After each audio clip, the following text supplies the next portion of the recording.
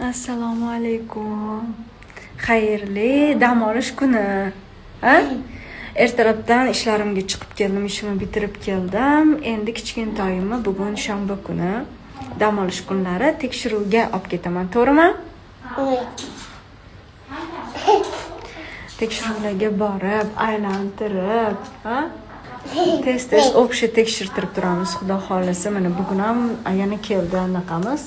Borib yana общий hamma yog'ini, oyoq, uzi, hamma yog'ini tekshiramiz. Yo'q.